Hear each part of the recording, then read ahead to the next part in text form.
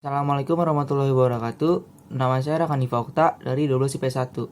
Saya akan menjelaskan tentang kasus pelanggaran hak, yaitu tragedi Munir. Munir Syed-Tholib adalah seorang aktivis HAM. Ia telah banyak melakukan pembelaan hukum pada orang-orang yang tertindas, salah satunya pada keluarga korban penculikan di tahun 97 dan 98. Munir juga merupakan pengkritik pemerintah yang berkuasa saat itu. Pada tahun 2004, Munir ditemukan tewas dalam pesawat menuju Amsterdam. Hasil autopsi menyatakan telah ditemukan senyawa arsenik dalam jasadnya. Hasil ini mengindikasikan bahwa aktivis HAM Munir sengaja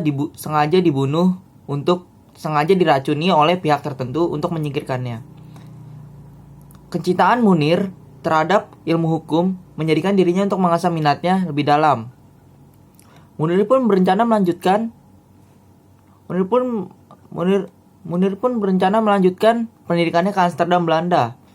Penerbangan GS 974 yang menjadi wahana Munir berangkat ke Amsterdam. Lepas landas dari Jakarta pada Senin 6 September 2004 waktu malam pukul 9:55. Pesawat transit di Bandara Changi, Singapura. Kemudian melanjutkan perjalanan menuju negeri kincir angin. Dalam perjalanannya menuju Amsterdam, tiba-tiba Munir merasa sakit perut setelah sebelumnya minum jus jeruk. Munir sempat mendapat pertolongan dari seorang dokter yang berada di pesawat. Lalu ia didudukkan di sebelah dokter tersebut dan akhirnya tidak sempat tertolong dan tewas di atas 40.000 kaki di tanah Rumania. Kematiannya masih menjadi misteri sampai saat ini. Banyak relawan yang memperjuangkan hak Munir sebagai manusia. Bisa kita lihat bahwa masih banyak para demonstran yang melakukan demo agar kasus kematian Munir segera ditindaklanjuti lagi oleh pemerintah. Karena pemerintah sampai saat ini seakan-akan menutupi kasus tersebut. Menurut saya, para demonstran ini tidak akan berhenti dan akan terus berlanjut sampai kasus Munir ditindaklanjuti lagi oleh pemerintah.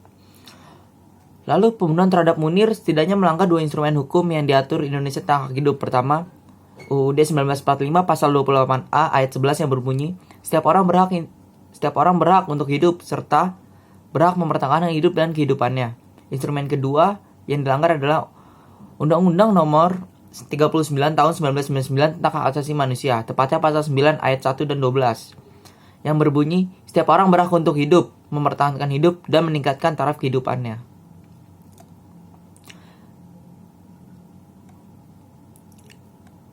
Penyebab kasus ini terjadi belum jelas. Kemungkinan besar ialah pembunuhan ini terjadi karena adanya pihak-pihak yang tidak suka oleh Munir dan terancam akan kekuasaannya atau kehadiran Munir.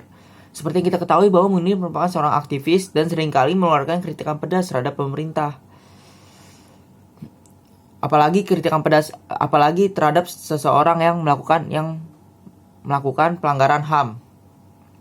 Solusi yang tepat untuk mengatasi kasus Munir ialah menurut saya pemerintah harus menindaklanjuti kasus ini, karena kasus ini bisa dikatakan belum tuntas atau belum jelas pelakunya, masih angan-angan.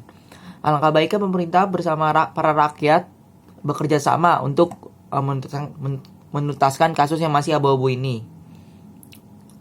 Namun pemerintah, seperti yang sudah saya bilang, pemerintah seakan-akan buta dan tuli terhadap kasus ini. Hal inilah yang membuat masyarakat menjadi geram dan melakukan